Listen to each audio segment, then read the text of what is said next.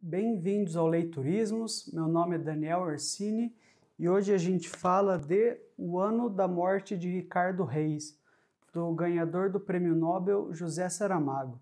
Esse é o quadro resenha do livro, em que eu falo um pouco sobre a trama de um livro, mas sem entregar spoilers que estraguem a experiência de leitura de quem ainda não leu o livro, e também falo sobre as impressões que a leitura provocou em mim. Ao longo do vídeo eu também tento levantar pontos que ajudem os que ainda não leram o livro a decidir se essa é uma boa leitura para esse momento ou não. Não se esqueçam de curtir o vídeo, porque assim vocês ajudam o canal a alcançar mais pessoas. O Ano da Morte de Ricardo Reis trata da volta de Ricardo Reis a Portugal, ali pelo ano de 1935, após um exílio autoimposto que ele passou no Brasil. Mas o mais curioso é que esse personagem, o Ricardo Reis, nada mais é do que um heterônimo, uma criação da mente do poeta Fernando Pessoa. Mas esse status de quase pessoa, com o perdão do trocadilho, não impede o Ricardo Reis de pegar navio, se hospedar em hotel, se meter em casos amorosos, tramas políticas e revisitar a Lisboa de sua juventude. José Saramago é um escritor que eu acredito que dispensa apresentações. Um desses casos de artista que é aclamado tanto pela crítica quanto pelo público. Ganhou uma porrada de prêmio para além do Nobel, né? Muitos títulos dele são conhecidos, como Ensaio sobre a Cegueira, O Evangelho segundo Jesus Cristo, As Intermitências da Morte. Então ele não cai no caso do cara que tem só um ou dois livros famosos. E o Saramago também conseguiu criar um estilo de escrita extremamente característico que qualquer pessoa que o leu, se pegar um trecho dele, bate o olho e sabe, isso aqui é do Saramago. O Ano da Morte do Ricardo Reis foi publicado em 1984, logo no começo da carreira do Saramago, acho que é o quarto romance dele, coisa assim.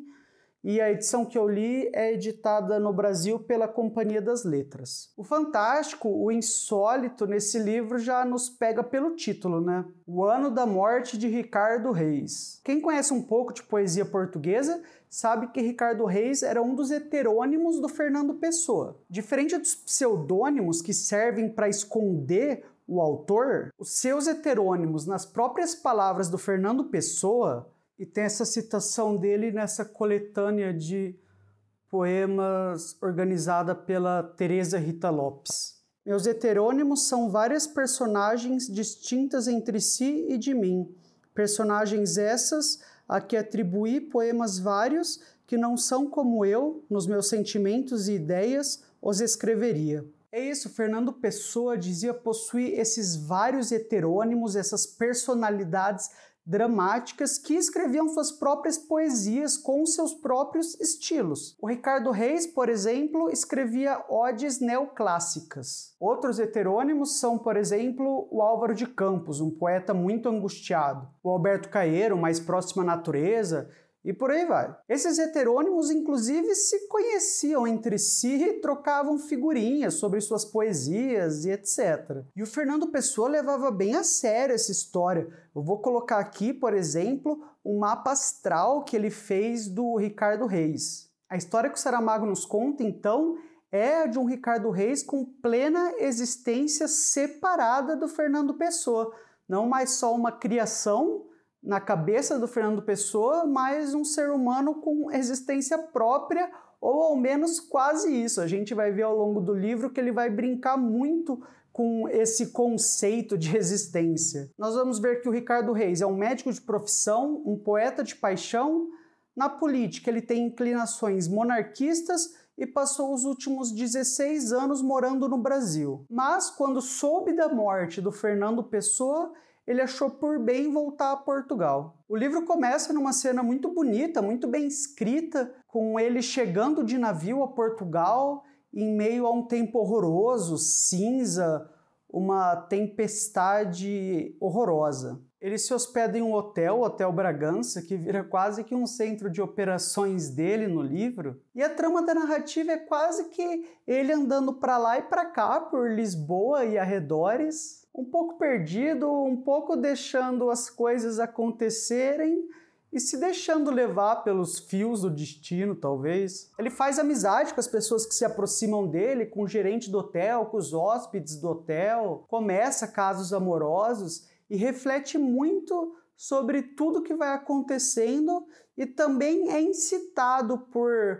diversas fontes a refletir sobre o que acontece. E tem uma pessoa em especial que cutuca muito no livro o Ricardo Reis a refletir sobre as coisas. É sempre comum esperar nos livros do Saramago algumas viradas para o fantástico, né? Aqui, já no começo do livro, uma bela noite aparece para visitar o Ricardo Reis ninguém menos que o Fernando Pessoa, que, se a gente lembra bem, está morto. O Pessoa explica para ele que depois que você morre, você tem 9 meses para zanzar um pouco pelo mundo para manter uma certa simetria em relação aos 9 meses que você passa no útero. Ao longo da obra, o Pessoa vai visitar muitas vezes o Ricardo Reis e os diálogos dos dois são impagáveis, são muito bons. Você não quer que eles acabem e quando eles acabam, você quer que o próximo chegue logo. E o Fernando Pessoa está sempre cutucando o Ricardo Reis, fazendo ele pensar sobre as coisas.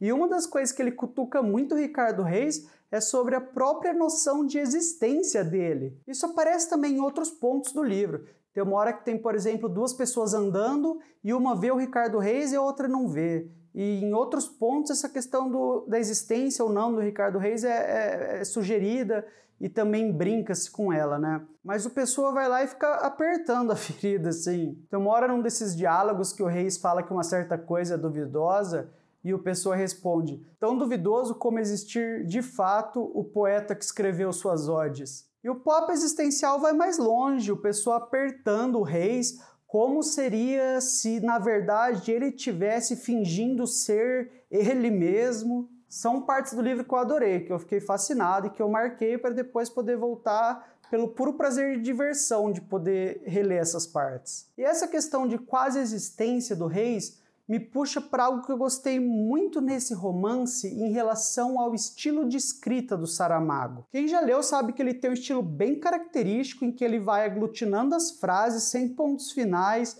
nem interrogações, colocando somente as vírgulas entre as orações e você que se vire para separar as peças e entender o que está acontecendo. Mas esse estilo serve a um propósito, não é só um floreio. Com essa estrutura mais fluida de organização de frases, fica mais fácil para o Saramago trocar o estilo narrativo de forma imperceptível. Então, sem mudanças bruscas, o Saramago consegue passar de um narrador em terceira pessoa forte para um estilo indireto livre em que o Reis e o narrador em terceira pessoa parecem brigar pela primazia da voz narrativa e de repente você passa para trechos em que o Reis parece estar narrando em primeira pessoa os acontecimentos. E como esse é um livro em que a própria existência do protagonista é altamente questionável, é mais como uma onda que sobe e desce do que como uma resposta para uma pergunta de sim e não. Eu achei que casou muito, unindo a forma e a mensagem,